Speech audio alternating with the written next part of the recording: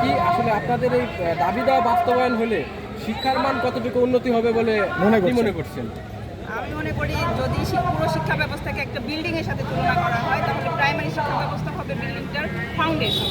তো এই ফাউন্ডেশন যদি একটা বিল্ডিং এর নড়বড়ে হয় তাহলে কখনোই সেই বিল্ডিংটা কিন্তু ফলপ্রসূ হবে না, মানে দীর্ঘস্থায়ী হবে না বা কার্যকরী হবে না। তো তেমনি প্রাইমারি শিক্ষা ব্যবস্থা যদি আপনি ভিত্তিটা যদি ঠিকভাবে না গড়ে উঠে তাহলে কখনোই সেই শিক্ষা ব্যবস্থা বা পুরো দেশের শিক্ষা ব্যবস্থার চিত্রটা ভালো মতো ফুটে উঠবে না।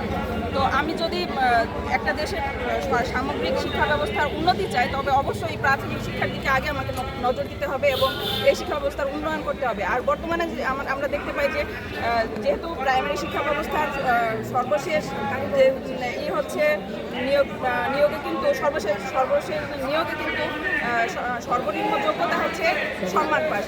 তো এখানে সম্মান পাস করে একজন শিক্ষক তৃতীয় শ্রেণীর কর্মচারী হিসেবে পরিচিত হবে, এটা আসলে লজ্জাজনক। আর যেহেতু সম্মান পাস সবাই ডিগ্রি পাস বা সম্মান পাস, তো আর বর্তমানে দেখা যাচ্ছে বিভিন্ন পাবলিক বিশ্ববিদ্যালয় থেকে স্টুডেন্টরা টিচার হচ্ছে।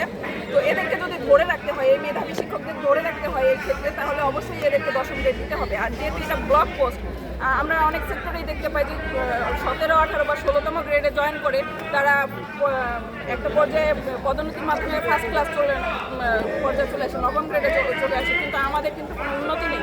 এই যে আমরা শুরু থেকে জয়েন করতেছি 13তম গ্রেডে, এখানেই আমাদের জীবন কেটে যাচ্ছে। আর বর্তমান যে চলতি আমাদের দেশের অর্থনৈতিক অবস্থা, এই অবস্থায় এই বেতনে একজন শিক্ষক কোনোভাবেই মানে মানসম্মতভাবে সমাজে বেঁচে থাকতে পারবে না। আর সম্মান নিয়ে বাঁচতে হলে অবশ্যই আমাদেরকে এই তৃতীয় শ্রেণীর অবস্থা থেকে মুক্তি দিতে হবে।